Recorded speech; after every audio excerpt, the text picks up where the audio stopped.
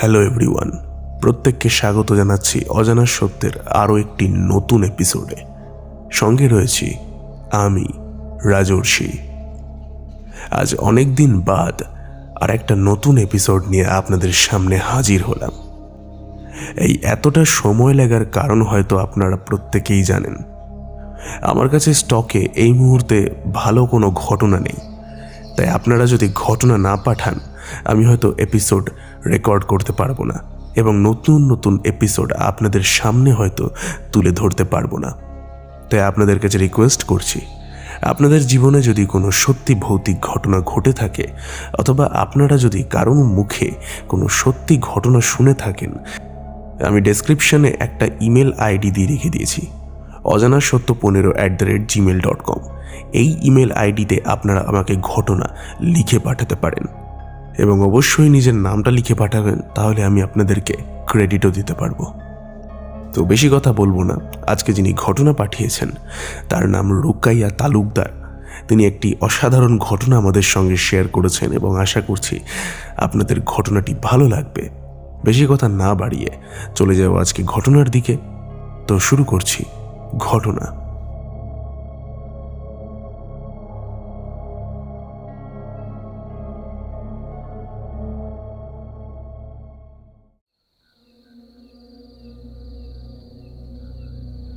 শ্রদ্ধেয় বড় ভাইয়া, আমি রুকাইয়া তালুকদার বাংলাদেশের গোপালগঞ্জ শহর থেকে বলছি। আশা করি তুমি ও অজানা সত্য পরিবারের সকলে খুব ভালো আছো। আজ আমি আমার মামার থেকে সংগ্রহ করা ভয়ানক আরও একটি রহস্যময় ঘটনা বলবো। ঘটনাটি ঘটে আমার নানু বাড়ির পাশের বাড়িতে শফিকুল ভাইয়ের সঙ্গে। আমার নানুদের বাড়ির সামনে বড় বড় 5টা আম গাছ আর তার পাশে বড় জঙ্গল। এই কথাটা হয়তো আগের এপিসোডে আশা করছি তোমরা প্রত্যেকে শুনেছ। শফিকুল ভাই পেশায় একজন জেলে। লোকমুখে শুনেছি তার ঘাড়ে জিন ভূত রয়েছে। একদিন তিনি রাত 2টোর সময় বাড়ি ফিরছেন বাজার থেকে। শফিকুল ভাইয়ের বাড়ি যেতে হলে আম গাছের নিচ দিয়ে যেতে হয়। আম গাছের সীমানার শেষ থেকে 15-20 পা দিলেই তাদের বাড়ি। শফিকুল ভাইয়া যখন আম গাছের নিচে আসলেন তখন তিনি দেখলেন একটি মেয়ে শাড়ি পরছে আর এমনভাবে পড়ছে যেন শেষই হচ্ছে না। তিনি বলে উঠলেন, কে কে এইখানে? কোনো জবাব না দিয়ে সেই মেয়েটি জঙ্গল দিয়ে হেঁটে হেঁটে আমার নানুদের টয়লেটের পেছনে বাঁশঝাড়ের দিকে হেঁটে চলে যায়। শফিকুল ভাইয়াও তখন তার পিছু পিছু যেতেই হঠাৎ বাঁশঝাড়ে ঝড়ো হাওয়া বইতে শুরু করে। বাঁশ ভেঙে পড়বে মনে হয়, এতটাই ঝড়ো হাওয়া। তিনি তারপর বাড়িতে ফিরে আসেন এবং তার মাকে পুরো ঘটনাটা খুলে বলেন। তারপর শফিকুল ভাইয়ার মা বলেন, আমিও দেখেছি ওই মেয়েটাকে। আম গাছের শিকড়ে বসে সাজসজ্জা করে, শাড়ি পরে। এবার অন্য আরেকটি ঘটনা। বর্ষাকাল। শফিকুল ভাইয়া তখন ডাঙায় মাছ ধরে গভীর রাত পর্যন্ত। সবসময় তিনি একাই যায়। বড়শি, জাল আরো বেশ কিছু ফুলকুচি নিয়ে। সেই দিন রাত 12টার সময় তিনি নৌকা করে গেলেন। তিনি নৌকায় সবকিছু সাজিয়ে রেখেছেন। তার হাতে বিড়ি। ডাঙার পাশে তালগাছের নিচ থেকে 10 জন লোক তাকে ডাক দিয়ে বললেন, শফিকুল, আরে ওই শফিকুল, শফিকুল হাতের বিড়িটা ফেল। আমাদের মাঝডাঙ্গায় ওই 3 মাথা তাল গাছের কাছে নামিয়ে দিয়ে আয়। শফিকুল ভাইয়া বলেন, চলেন, নামিয়ে দিচ্ছি।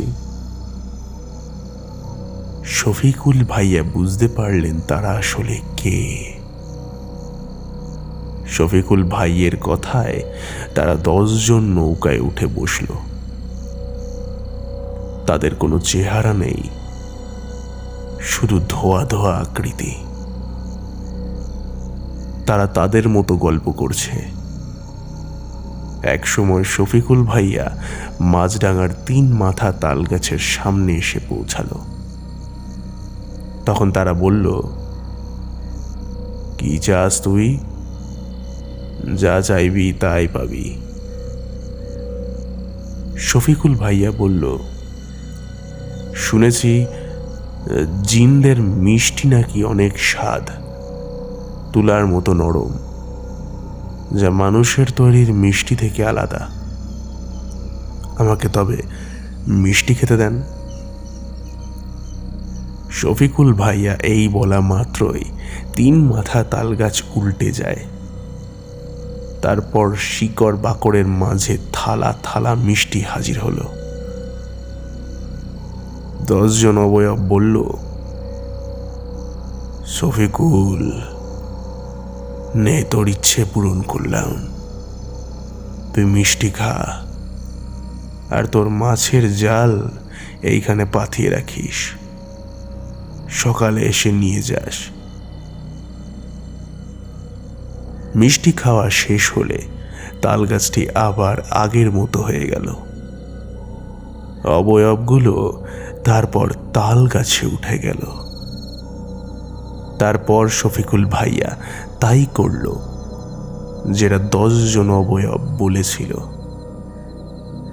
সকালে এসে যখন তিনি মাছের জাল উঁচু করে, তখন তিনি দেখেন মাছে মাছে জালটা পুরো সাদা হয়ে রয়েছে। তারপর তিনি সকলকে তার জিনের মিষ্টি খাওয়ার কথা আর জালে মাছের কথা বলেন, আর বললেন, সব জিন খারাপ হয় না। আমি যদি অতি লোভ করতাম তবে আমাকে পেতে না। কোনো সময় অতি লোভ করতে নেই। ভাইয়া, এই ছিল আমার ঘটনা। ভালো লাগলে পড়ে শুনিও। সাংসারিক চাপে সময় মতো ঘটনা পাঠানোর সময় হয় না, এই জন্য দুঃখিত। শুভকামনা রইল অজানা সত্য আরো বড় হোক এবং দূরে এগিয়ে যাক।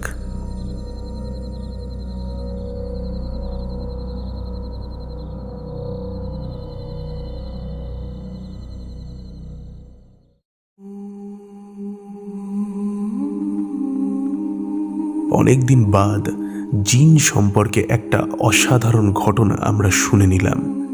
এই ঘটনাটা জিনের ঘটনা ছিল ঠিকই, কিন্তু একটু অন্য ধরনের এবং বেশ ইউনিক লাগলো আমার। আশা করছি এই ঘটনাটা আপনাদের ভালো লেগেছে। ভালো লাগলে এপিসোডটিকে লাইক করতে ভুলবেন না। কমেন্ট করে জানাবেন যে আপনাদের কেমন লাগলো, এবং চ্যানেলে যদি নতুন থাকেন চ্যানেলটিকে সাবস্ক্রাইব করে পাশের বেল বাটনটিকে অল অপশনে প্রেস করে দেবেন, যাতে এরকম ধরনের এপিসোড আপনারা মিস না করেন। এইবার আমরা চলে যাব আজকের এপিসোডের শাউট আউট পর্বে। কমেন্ট করেছেন আদিব আমিন, আমাদের সঙ্গে রয়েছেন বিশ্বজিৎ দাস, সতীর্থ সাহা কমেন্ট করেছেন অনুভব, আমাদের সঙ্গে রয়েছেন ইরাবতী বসু কমেন্ট করেছেন চুমকি ঘোষ, অজন্তা হরি, রুকাইয়া তালুকদার কমেন্ট করেছেন সুমিত্রা পত্তানায়ক, আমাদের সঙ্গে রয়েছেন সুদেশনা সিনহা রয় কমেন্ট করেছেন অজয় চন্দ্র, কমেন্ট করেছে গীতা গোস্বাম, অমিত ভট্টাচার্য, আমাদের সঙ্গে রয়েছেন অমিতা ঠাকুর, আসিফ ইকবাল কমেন্ট করেছেন তানিয়া মল্লিক, বিদাস FF। প্রত্যেককে অসংখ্য পরিমাণে ধন্যবাদ কমেন্ট করবার জন্য। আপনারা এইভাবেই পাশে থাকুন, কমেন্ট করতে থাকুন এবং ভালোবাসা দিয়ে চ্যানেলটাকে আরও বড় করে তুলুন। এবং হ্যাঁ, অবশ্যই কিন্তু ঘটনা পাঠান, কারণ আপনাদের ঘটনার এখন অত্যন্ত পরিমাণে দরকার। চ্যানেলে প্রায় 6000 জন সদস্য রয়েছে। তাদের মধ্যে থেকে তো অনেকেই আপনারা ঘটনা পাঠাতেই পারেন। তো আর কথা না বাড়িয়ে আজকের এপিসোড এখানেই শেষ করছি। দেখা হবে আবার পরের এপিসোডে। ততক্ষণের জন্য stay happy and stay safe এবং যুক্ত থাকুন আমাদের অজানা সত্যের সঙ্গে, কারণ অজানা সত্য মানেই রহস্যের এক অন্য দুনিয়া।